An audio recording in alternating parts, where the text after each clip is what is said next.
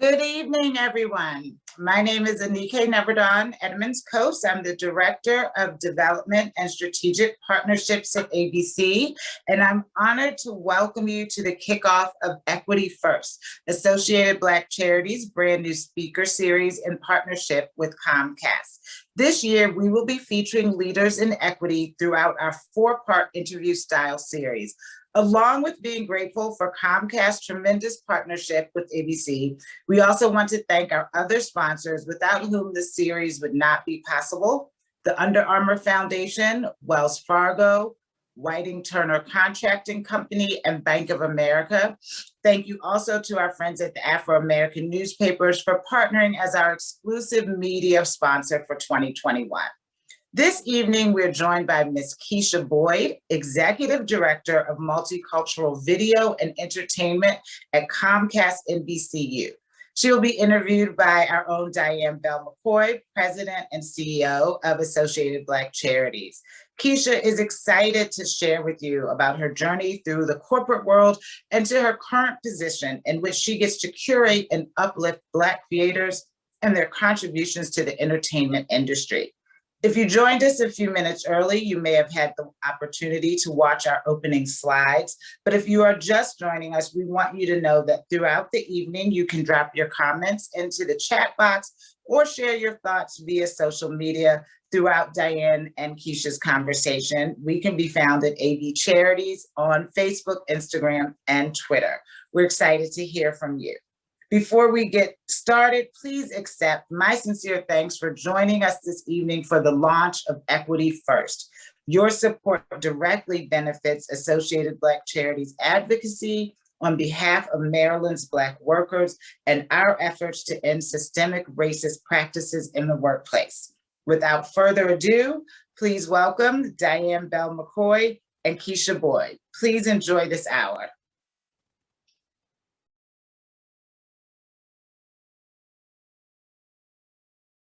Here with you this evening, Ms. Boyd, and I hope I can call you Keesha. Yes, please do.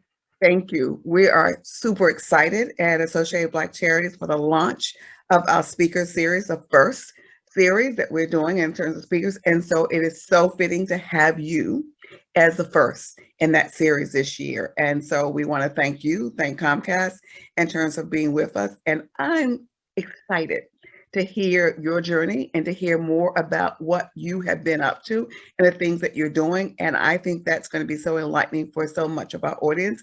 And I'm pleased to say that I look forward to having an audience across the country and not just in Baltimore, because you bring so much wealth to what we're attempting to address in towards our agenda as well as across this country, making a difference. And so again, welcome to Associated Black Charities Speaker Series.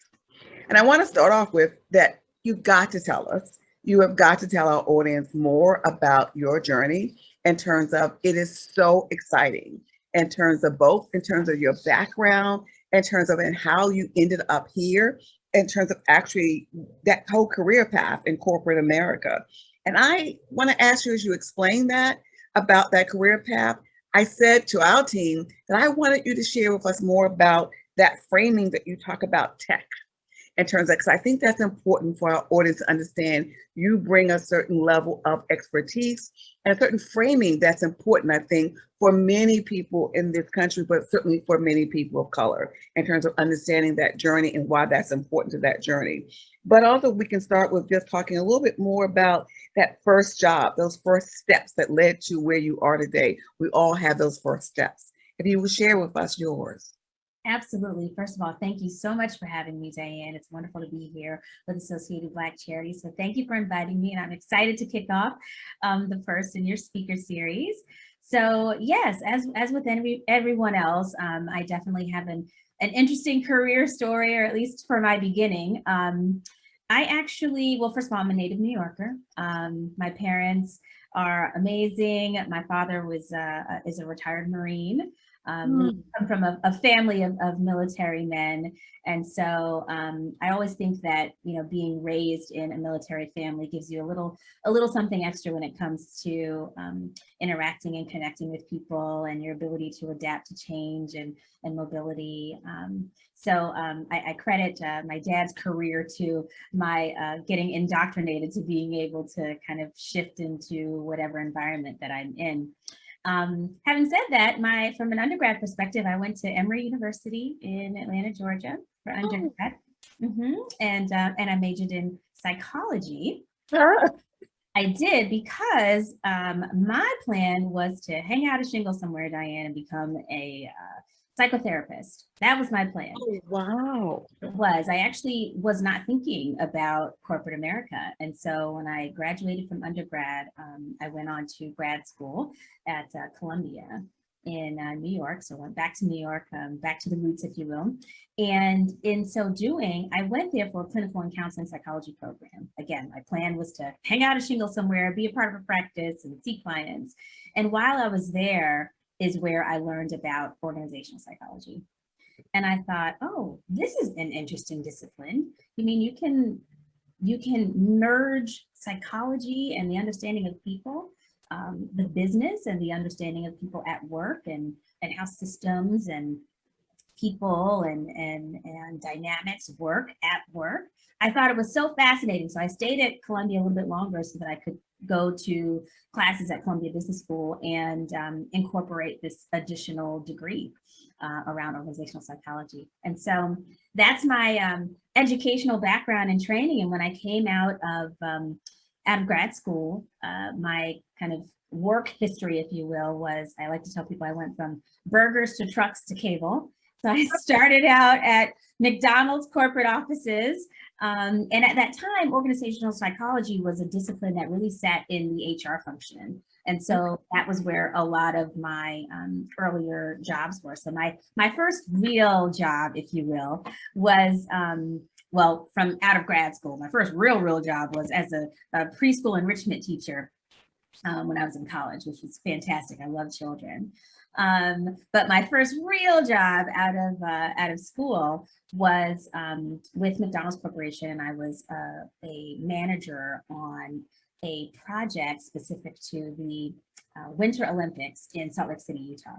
Oh, how fascinating. Fascinating. It was really amazing. And I really enjoyed that work. And I stayed with McDonald's for quite some time because it was just, I was learning so much on the job. And then I got to a point where I was ready to start to see some trajectory and see myself move forward and kind of widen scale and scope of responsibility. And so I left burgers and went to trucks, which was rider transportation on the supply chain solution side of the business.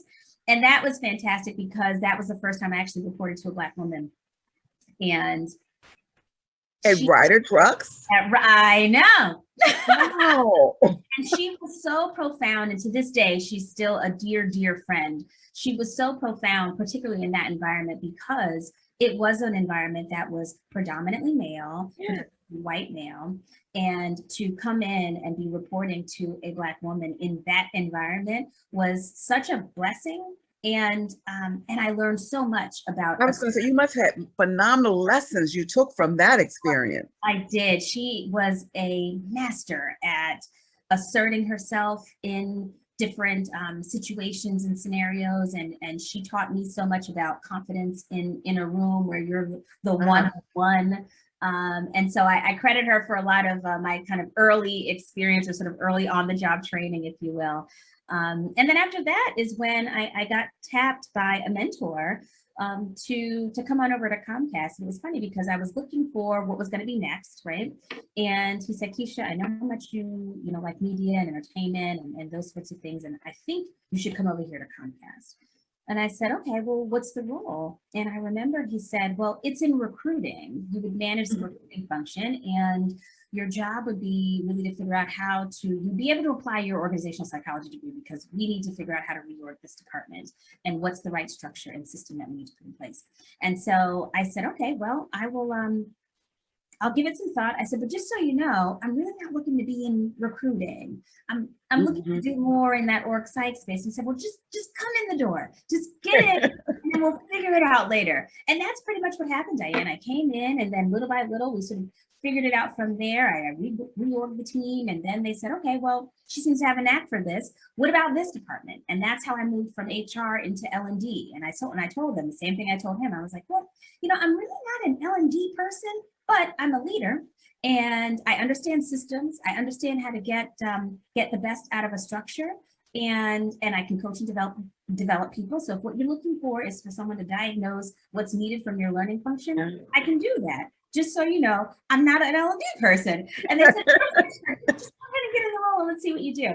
And so that's what I did. And what I was essentially building for myself, Diane, was a career where I was being given roles that were specific to, hey, this thing has never been done, or this is messy and needs to be cleaned up, or this thing needs to be completely torn down and rethought and redeployed. And I became the person who was raising my hand for those projects. I was sort of known for that, which quintessentially is organizational psychology, right? Yeah.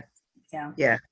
So that's so I want to take you back though, because what I hear is very fascinating in terms of that second job, Ryder trucks, and what you got from your manager, your mentor, who's a friend now, in terms of you're one in the room, in terms of commanding that and knowing that you didn't have any barriers.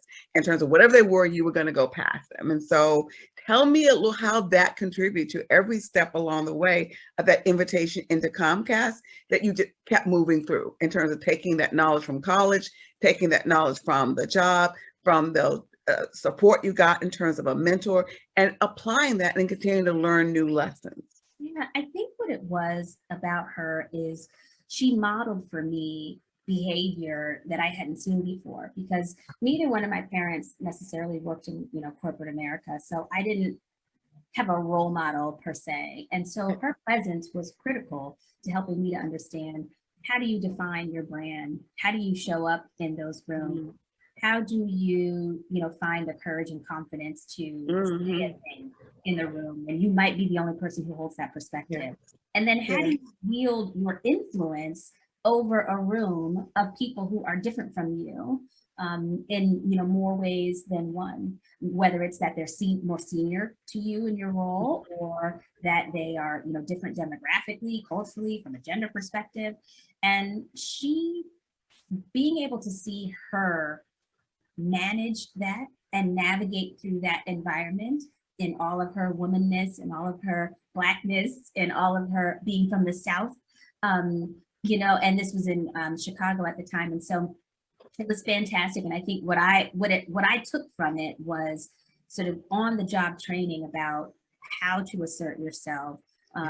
There were so many moments where she modeled being a bridge between two people in the room who maybe were on opposite sides, where she was able to diffuse the emotion of a situation, or times where she had to, really come in there with, a little less velvet glove and a little bit more, iron fist, if you will. And seeing a woman be comfortable wielding different facets of her leadership style, depending on what was needed in that moment, and to be effective at it, I think was incredible. It was an incredible lesson for me. And going forward, being one of one in a room is, and being one of one in that room for an extended period of time teaches you how to get comfortable in that space. Right? That's a very important lesson. I want to have you go a little bit further about that. I was in a room recently with a group of African-American professionals or African-American corporate resource groups in the region, and talking about what does that look like and what does opportunity look like in terms of mobility when the rest of that top level doesn't look like people that look like them, as well as we've heard from younger professionals of color in terms of how do I find a mentor that values equity? How do I find a mentor that's going to value me in terms of all the differences, but all those positives that I bring into a room? And so what would you share with those professionals that ask that question, and then that young professional is asking the same question? How do I find that mentor? I know that I have these great talents, these great skills. We always say Black and brown people are not broken in terms of that. So how do we find that? How do you help them find that talent and find a mentor to help them move up those ladders? Yeah, well, I think the first thing starts with the relationship building, recognizing that the mentoring relationship or even a sponsor relationship is not transactional. And I think that's something that I've brought to all of my mentoring relationships just because of my psychology background and the importance of building rapport with an individual. And I think that a lot of us are not taught that you start mentoring and a mentor relationship by first understanding and getting to know the person, whether you're the mentee or the mentor, right? Yeah. The first goal should be to find genuine and authentic connection with that individual. Because once you do that, now I, as a mentor, am helping you because I feel connected to you. This is a relationship that I'm invested in. I'm invested in your success. I think so between one, understanding that this is a relationship and we need to connect in an authentic and genuine way. And then the other thing is giving it time to blossom, time to evolve and develop and to grow and to create opportunities for both the mentor and the mentee to deliver for one another on the promise of this new relationship that they're creating, right? I tell mentees all the time that this doesn't have to be and shouldn't be a one-way relationship. You have something to bring to this conversation just as much as I do. Yeah. And so oftentimes, particularly with anyone that I've mentored who's been a person of color, Black people in particular, I will say it is very important to have mentors and sponsors who look like you, right? It is very important because there is a safety in some of that space in terms of what you're able to talk about, how you talk, and sort of the freeness of being able to discuss culture and those sorts of things within that environment. And I think it is very important that you have that. In addition, it's important to have a diverse array of mentors and sponsors, right? And so what you can do is, after you've built up these authentic, genuine connections with mentors that you feel connected with, and I'm assuming it might be someone who is another person of color that you might feel most close to or most connected to. But what happens then once you've built that relationship is then that person, and hopefully they're a person of leadership, a person of influence who has some sort of authority, official authority or control or power, or ability to be able to make a thing happen for you. They then can introduce you to other senior leaders who are either on their level or above their level, who are not necessarily a Black professional. Could be someone who's someone white or someone whoever, right? And then they allow you to start off in maybe a more advantaged place with someone else who, so that it's not such a far gap that you're having to close, right? Because now you're being reached by someone who is now vouching for you. And then start there. And if you, and then once you start that relationship, you start it with the same principles in mind. How do I get to know this person authentically? How do I create time and space for me and this person to get to know one another? How do I show up for this person? What is it that they need, right? That I might be able to provide so that they can start to get a sense of my ability to deliver. And they can then start to put their brand on the line when they talk about me in the rooms that I am or may not be in, right? Yeah, that's usually where I start when I'm giving advice about mentoring. I ask you to elaborate on two words that you use for our audience, and particularly, again, for professionals out there, professionals of color. You talked about mentor, you talked about sponsor. Can you share more what the distinction is? Yeah.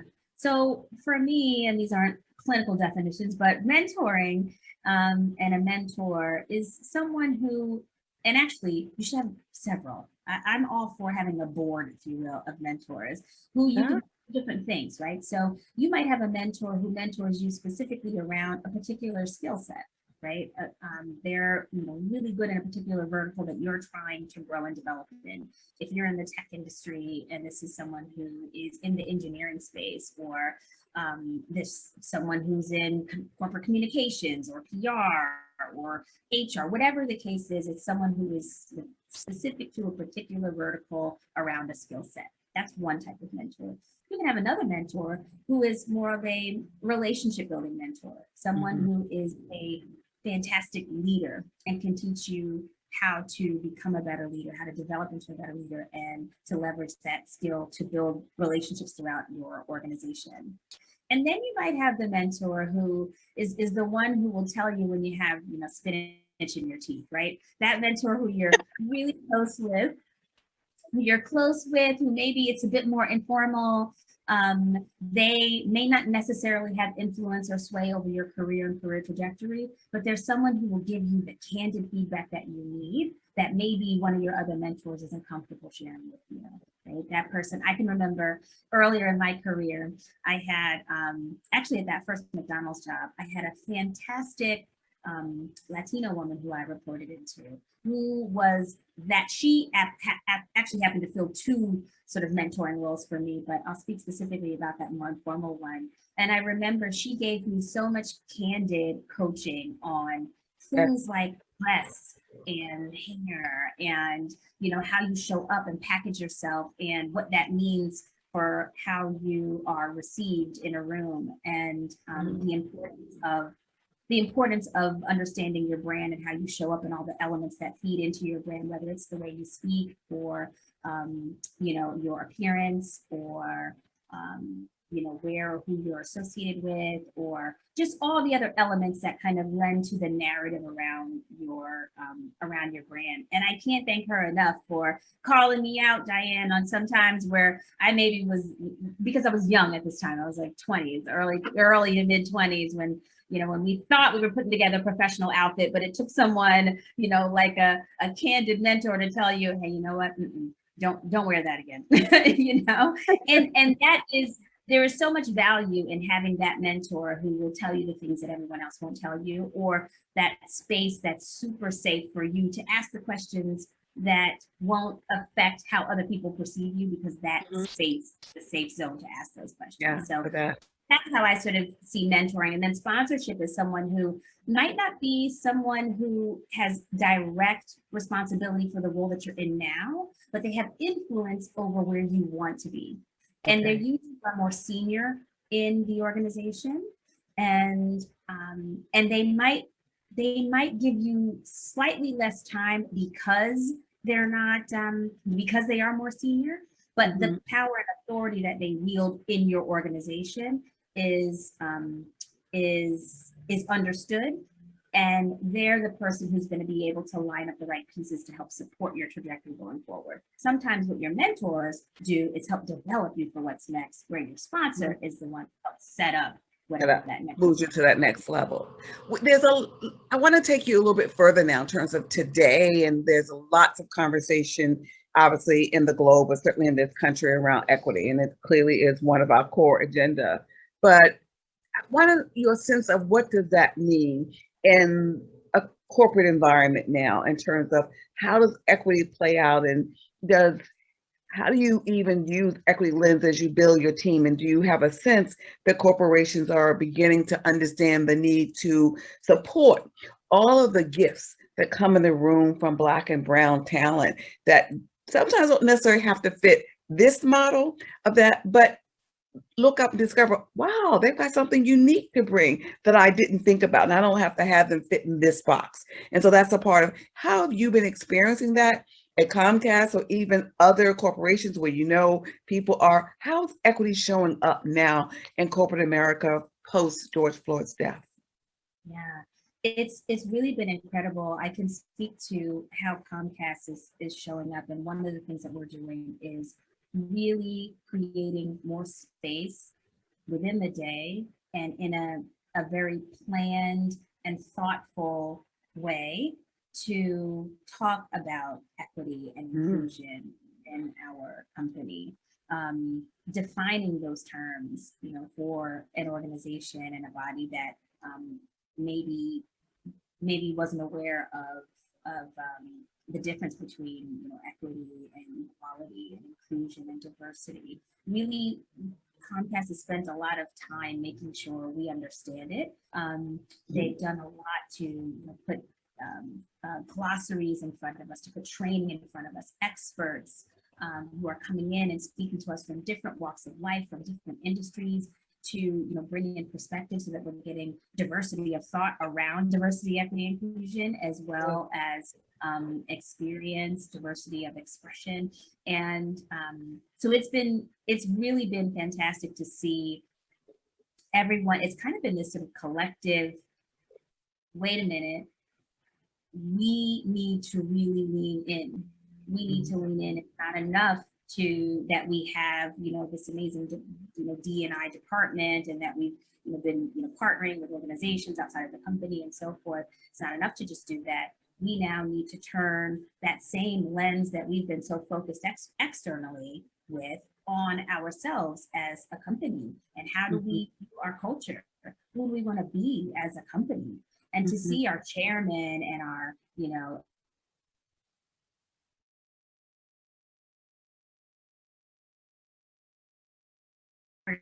of our company about equity, about the, you know, the George Floyd verdict, about, like, we're talking about things that we've never talked about before. Not in this way. No, not in this way. And I credit the organization for being, you know, open and willing to have those conversations. And I think a lot of organizations are starting to do that. And this is, you know, and it's not easy if you haven't had the language to do it before, and you necessarily have the culture to do it before. And so to decide that, you know what, this is important. This is as important as our business goals.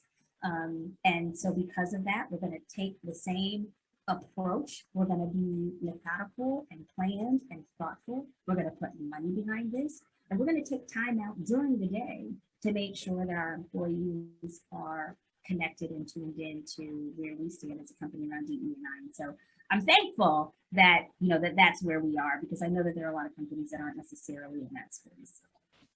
Absolutely, they're not. And so we are also pleased and encouraged that more and more corporations begin to understand that difference between equity, inclusion, diversity, in terms of, for so long we've done the diversity conversation in corporate America, which is not the same. It doesn't, in terms of, it's really about the numbers. It doesn't go deep to change those policies or practices, making that space available. And so I wonder for you, given the career that you've had, with you seeing the opportunity made available for you and supports by people of color, from a Latinx, your first manager, which I didn't realize it was Latinx, to a Black man, in terms of how have you used equity in terms of, in your role and your platform, both at Comcast and even external, in terms of, because you are in media and tech in general. And those are two spaces that I would say desire and need more of an equity framework. How do you see yourself, or how have you used that in those lives for yourself? Absolutely. Well, I can tell you that, so my role at Comcast is I'm responsible for content strategy, programming, and engagement, specific to any content that centers the cultural identities that we're focused on right now, which are Black consumers, Latino, and Asian American, as well as international. And so one of the things that my team has been heavily focused on right now is widening this pipeline of opportunity for stories that center Black and people of color, and widen the pipeline for them and create more distribution opportunities for them, right? Which is quintessentially what equity is, right? We are recognizing that in this broad media landscape, it has been unfortunate and probably too few and far between where we get the opportunity to see content that speaks to and is representative and reflective of the different stories and sort of cultural specificity and nuances of Black communities, Latinx communities, LGBTQ communities, and so forth. So, you know, my team just recently relaunched a new channel called Black Experience on Xfinity. And this channel is a managed ad-supported channel that my team actually programs. We license the content for. In addition to that, the company has put funding behind this channel specifically so that we can engage with Black-owned production companies, distributors, emerging Black content creators to find and mine and support and then distribute these stories, you know, throughout our platforms, and really to be kind of a, you know, I like to say we're looking for the Jordan Peels and Issa Raes before they become Jordan Peele and Issa Rae, right? Giving them that opportunity and hopefully being a launch pad for their careers to go forward. Because one of the things I know, and I'm sure you know this, Diane, it's like seeing yourself on screen, seeing your story on screen, it can be so powerful, so inspiring, and it's so critical and important, given there are so many stories, particularly from a historical perspective,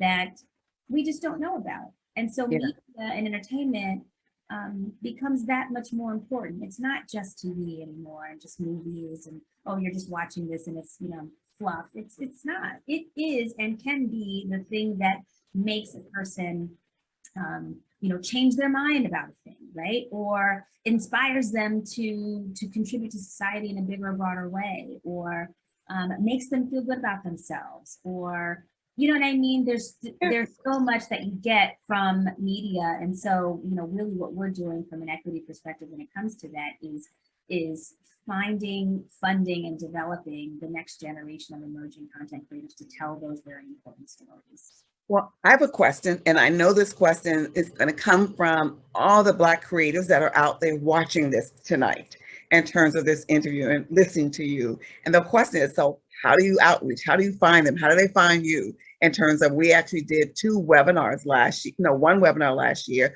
around Black creators in Baltimore. Our agenda is closing the racial wealth gap for Black people in Baltimore. And we recognize that the Black creatives are part of closing that gap, and who was paying attention to them in COVID. And we thought it was important to bring them into the room to have the conversation. And I'm pleased to say Comcast actually follow up with the group in terms of additional dialogue. But how do say people watching this, Black creatives across, brown creatives across the country, this interview, how do they reach out? How do you reach out? What's that outreach like so they can let you know about their talent, whether they're writers, how do you do that? Yeah, well, I appreciate that question because, you know, we are brand new in this space. And so we're starting out, we're kind of phasing into our process for how we solicit, you know, work and solicit to send in work. And so one of the first ways that we are engaging with creators is through the top Black film festivals, right? Okay. So we're starting with, you know, creators who have created work for these festivals and that they've shown at these festivals. The first festival that we're starting with is Black Star Film Festival. So if there's any creators out there who've shown at Black Star Film Festival before, we want to see you. And now we're looking, in addition to that, to several of the other film festivals. I'm sure you've heard of them. Lots of really amazing ones out there: Urban World, Bronx and Pan-African Film Festival, American Black Film Festival. All of the film festivals are really, really wonderful. And there's so many talented creators there. And so so we're starting by working with those festival directors to curate content. And again, starting first with Black Star Film Festival. We work with them, they help us curate some content, and then we start to fund. As it relates to original content, we'll be setting up another another process to be able to, create and encourage intake from there. But we're excited. We are rocking and ready to go, and excited to really start greenlighting new pieces. We actually greenlit our first original film, which is called 20 Pearls. And it's about the AKA organization. I know, right? Which we got a big kick out of that, right? Because the director, her name is Deborah Riley Draper. She's an AKA, and as you know, I'm Delta. And so it was quite fun to partner with her. She's such an amazing narrative storyteller and an emerging creative that we got excited to support when we heard about the project. It hadn't come out of editing yet, and so it was exciting. And so we're looking for those kinds of stories that haven't been told, that are going to be inspiring, and also, create opportunity for learning and engagement as well as entertainment. Well, I'm looking forward to actually seeing that, as well as the other creative stories that come out of your journey in this. I will say that we're always open in terms of Baltimore to however we can contribute. We've got some phenomenal creatives, Black creatives here in Baltimore. Our poets, in terms of, actually, we have a local poet who's nationally renowned in that. I think there's just talent all over this country in terms of Black and brown creatives, in terms of that. So I'm looking forward to that opportunity that will become available for many of them to be discovered and showcased, because not often do people lift them up in terms of recognizing, again, they're not broken, and how much powerful culture and talent there is historically for us in terms of its Black and brown people that gets left out and not told. And I think you're right. I think it's absolutely on point about what difference it makes in terms of being able to see yourself, in terms of all hues of that, all sizes of that, and recognizing that you matter, that you're important, and that you've got talent too. So kudos to you in terms of that. And we look forward to staying in touch as that continues to grow. Yeah, please do, because as it does, we see ourselves reaching out to great organizations like Associated Black Charities to make sure that we're connecting in with the creative communities. So whether it's Black-owned production companies, who a lot of those production companies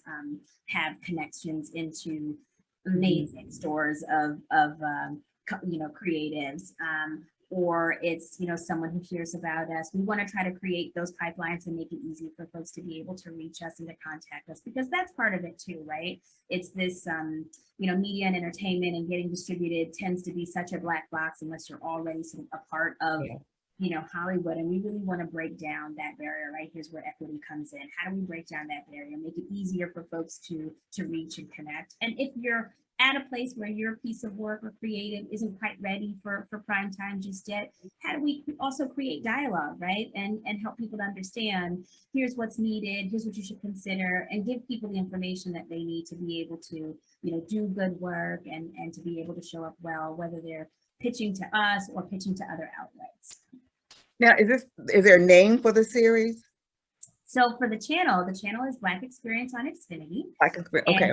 If you have Xfinity, you can see both the channel as well as the on-demand destination. Both are branded Black Experience. So we aggregate and curate all the best, Black entertainment content across our Xfinity platforms. Okay. On demand, and then the channel is available on channel 1622, and that's where we program all of our original content as well as content that we license from major studios and some of the smaller studios as well. Now, part of the team has given me some research that asked me to ask a question of you about, tell us about Know Your Value series with ABC News. And so that's something different. Yes, that is something different. Mika Brzezinski, who is one half of the hosting duo of Morning Joe on MSNBC, we had a really fantastic conversation during Black History Month. She had interviewed me, and she was fascinated with my background in organizational psychology. And we just started to talk because, she's such an advocate for women and career growth and development. And so we got off on a tangent just talking about leadership and mentoring and sponsorship and just tips and tricks and those kinds of things. And it was born out of that conversation to start this video series called Leveling Up. And it's basically a very short video series. It gets posted on social media and the Know Your Value platform, where her and I are chatting about a variety of different topics. So the first one was about how to read a room. The second one was about body language. Most recently, we posted one about amplifying your voice at work and what sorts of things you can do to, make sure that you're heard, that you're seen, and that people understand your value. And we also will talk about mentoring and sponsorship as well. So it's been great and lovely to be able to share these sorts of tips with her audience,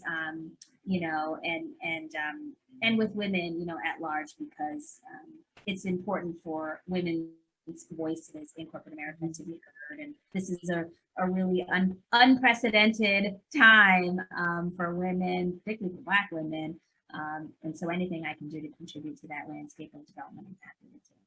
No, that is fabulous. And I can tell you absolutely from on the ground, in terms of, we actually did had a psychologist and did focus groups with Black workers, and wasn't just women, but Black workers, probably the lower wage worker in the area, that understand some of their challenges of navigating that work environment that tends to be more white, and doesn't necessarily see them and see the culture, and doesn't necessarily even understand their own efficacy in terms of who they are and their value, and the importance of helping them manage that, helping them know what that is. So we created a curriculum in terms of helping that, because for many of us, your very point earlier, the mentor in terms of a sponsor, that's not true if you enter the workforce in that entry level. Those things may not at very, very entry level, in terms of our data shows us kind of the low wage worker. So we want them to be equally prepared. So I love the idea of anything that's out there on social media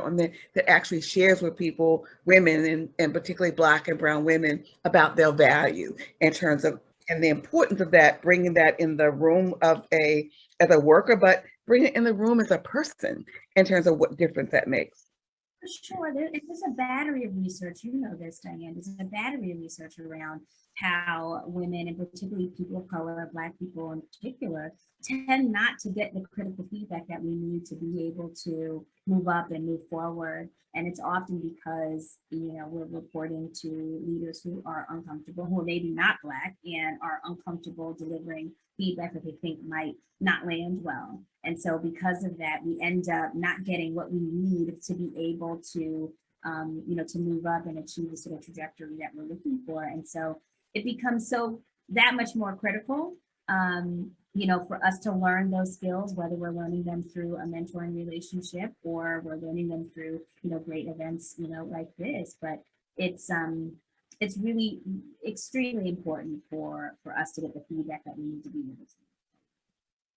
Before we turn to the audience and have some questions from them, I'm going to ask you one last question that follows that, around African American women and women in terms of general, in terms of talking about, you just named it, we're in this collective rise of African American women in terms of top TV, movie, news executive positions, all Walmart's, all kinds of corporations, in terms of that moving forward.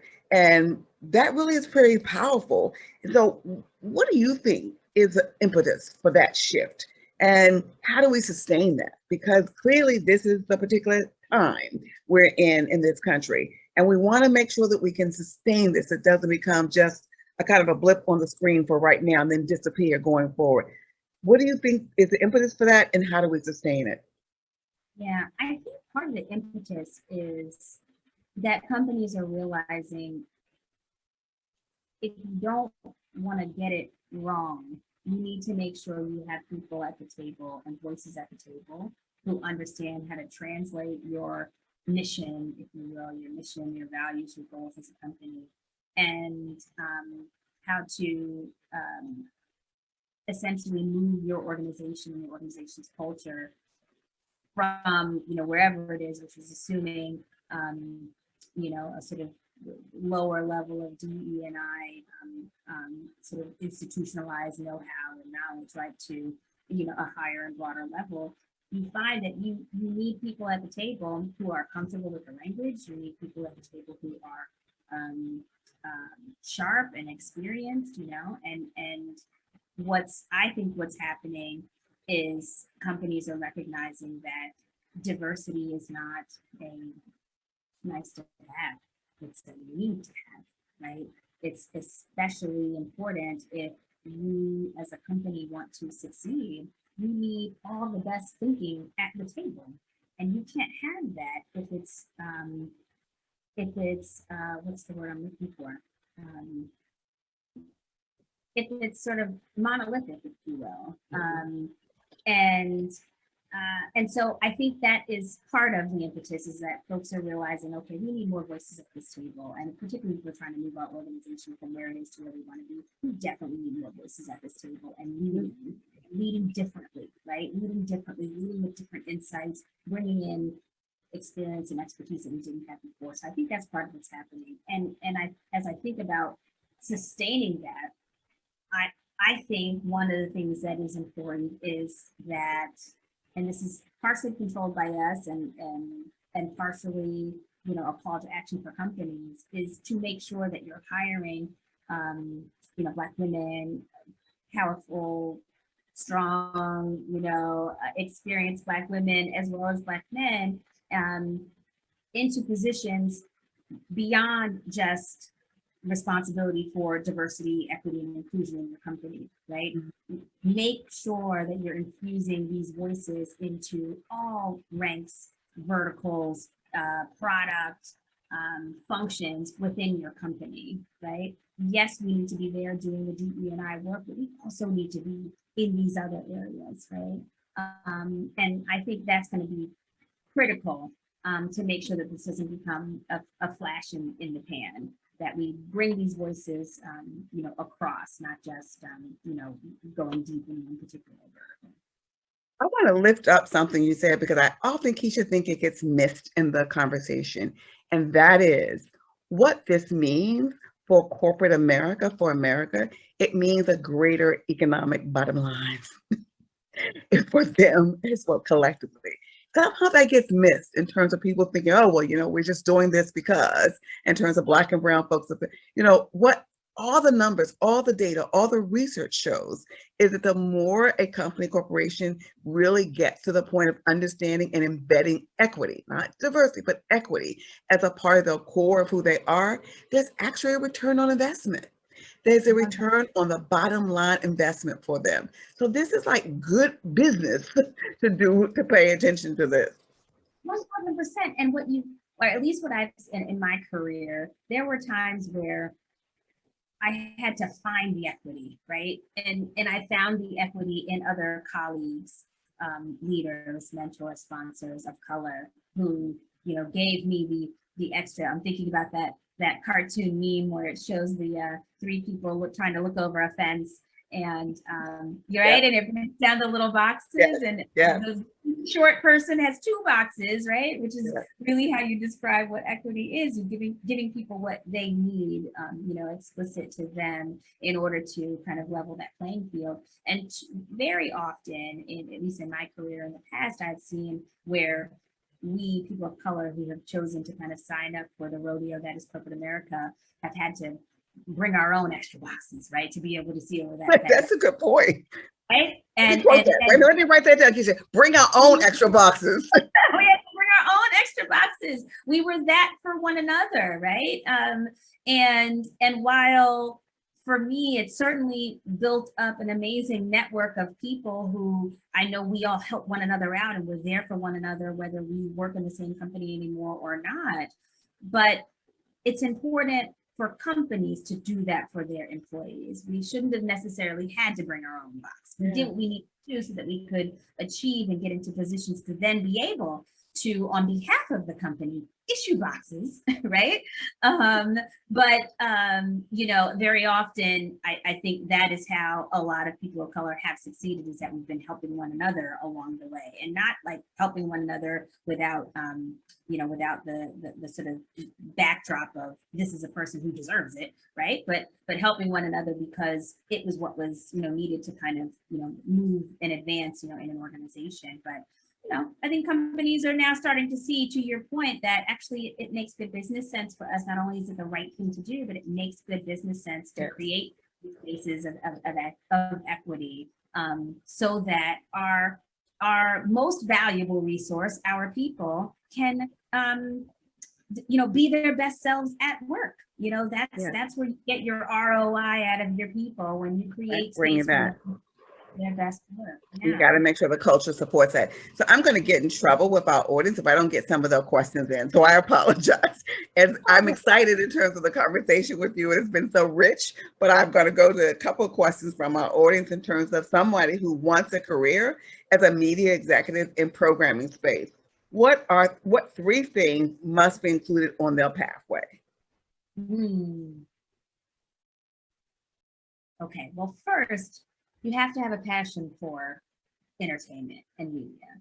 And by that, I mean, you should be a voracious consumer of content, right? You know, the classics, the cultural content, the different genres of content. You should have a perspective and a point of view, because a lot of this industry is driven by taste. And someone with strong taste in the media and programming space and industry is someone who is well versed and has watched and consumed a lot to be able to know the difference between quality and not. And so I think it starts with having that passion to want to invest and really consume and enjoy the content. The second thing I would think of is, I had a very non-linear path to this side of the business, right? I started out as a psychotherapist, not even thinking about necessarily being in this space. But what happened for me was as an internal organizational psychologist, I decided that I wanted to shift my focus from being more internally process focused to being more in the fight for customers, and to do that in a way that felt passionate and right. I knew I didn't want to necessarily be a salesperson or be a salesperson, but for sure, I wanted to connect with consumers in a way that was meaningful, and for me, what that meant was culture. And so I think when I think of the second thing, it is to identify what area of media and entertainment is important, to you. You feel you want to spend your time getting to know. So whether that is the development side of media and entertainment, and this is specific to content and programming, right? So development would be developing content, to acquisitions, someone who, consumes and watches, and I can identify what content should be brought onto a platform, anything in between, right? So I think getting a sense of what side of the industry you want to be a part of, and there are lots of resources out there to start to understand the landscape of the entertainment industry and where the different spaces and places that you can play. I think that's really critical. Educate yourself about the industry. So passion, then educate yourself about the industry. And then from there, I think it's a matter of, if you're not already in the programming space and you want to get there, start to, if you can, if you're in a company where programming is a stone's throw away, but maybe you're in a different department, which is what was my, scenario. It's a matter of creating an opportunity to do a stretch assignment in that area, right? Raise your hand for a stretch assignment so you can start to introduce yourself to the people who do that work, so they can start to get to know you, and so that you can start to peek under the hood about what that work actually, looks like.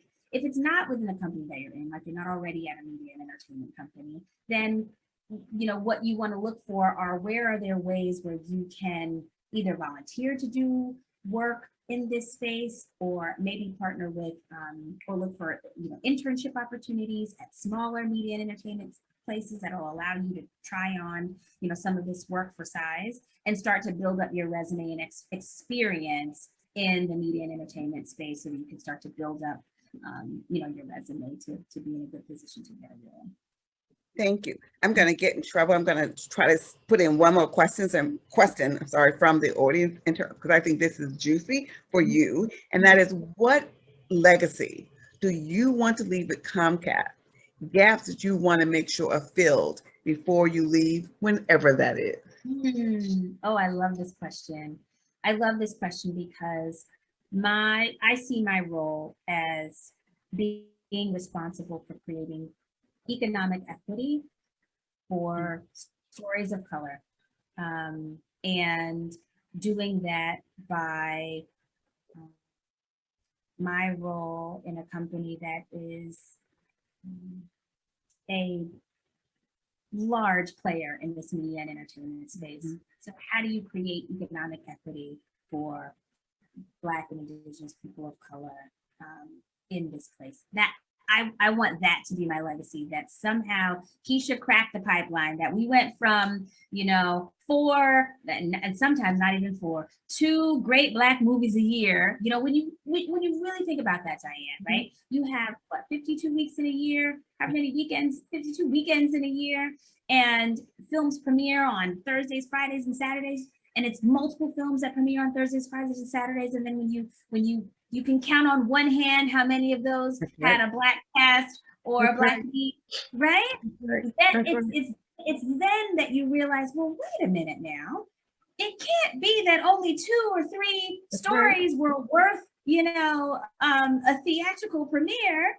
You know, what's going on there? And so for me, and I'm so thankful that I work at a company that allows me to be able to, you know, charter this space for us to figure out, how do we move the industry forward? How do we create more of that economic equity for stories that center Black culture and identity, Latino culture and identity, Asian American culture and identity? How do we create that space and place, demonstrate that that content is valuable, that these audiences are valuable, that they want to see stories of, you know, of, with, for, and about themselves, and that it makes sense to do, and hopefully spur and be a catalyst for the rest of the industry to pick up on that and move forward. We've already been doing that initially with some of the curations that we've created around content, which didn't exist before we started doing it. In fact, there were folks who were afraid to curate content because they thought, that's gonna look like we're, you know, being discriminatory and we're putting content here. And I'm like, no, actually what you're doing is creating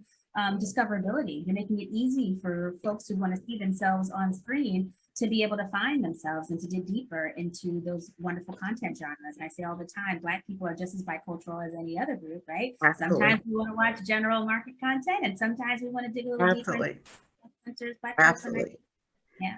I look forward to you fulfilling that legacy. I can tell you that there 47.8 million African Americans in this country. And I can tell you, as one of them, I'm one of those Thursday, Friday, Saturday night movie person. And I'm like waiting and sitting there looking for the movie in terms of something about Black actors, Black actress, in terms of it talks about my culture. And if I'm one of that 47.8 million, and I think about the economic impact in terms of others joining, in terms of it's real, in terms of I want to see me. I want my grandkids to see me. I want that there in terms of, because we are not broken, in terms of we have so much wealth, we have so much assets to contribute to this country in terms of making a difference. And we've been doing that besides the fact that we built this country, but we won't go there on this one, Keesha.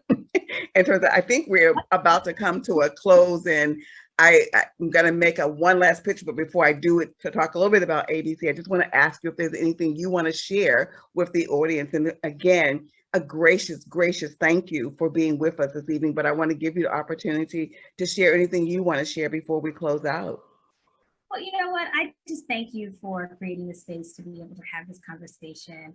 I know the work that Associated Black Charities does is critically important to advancing Black people and people of color in this country. So thank you all for the work that you're doing, whether you're, you know, sponsors, board members, you know, advocates. Thank you all for the work that you're doing, because it impacts me and people like me and my family. And so I just thank you for that and for this space to be able to chat and talk today, Diane. Thank you very much. Again, it's been delightful. I look forward to the opportunity to chatting with you later off camera. As Keesha has shared, and I'm going to make this plug, Keesha, as Deltas, in terms of we like the AKAs, but in terms of share that. But I also want to say thank you in terms of to our sponsors, in terms of our audience, about just being here with us and hearing the phenomenal speaker in terms of Ms. Keesha Boyd. We hope that you will join us and join Associated Black Charities in supporting us. In terms of, we're always open for donations in terms of, but we have our annual gala coming up in terms of looking for sponsors. We have a Women on the Move event in the fall. In terms of all this is about contributing to make this work possible, in terms of we clearly are very focused on closing the racial wealth gap for Black people. And we understand that must include addressing structural racism. We must include lifting that up inside of places of employment, lifting that up inside of philanthropy, lifting it up inside of even our legislative system. we know that that will make a difference economically for the collective. So it's not just about how do we do, it's about how do we benefit collectively and making sure Black families can grow economically. And so with that, again, I want to thank you. I want to thank Comcast for making your time available. And Keesha, it has been an absolute pleasure to have you with us this evening. Thank you. Thank you.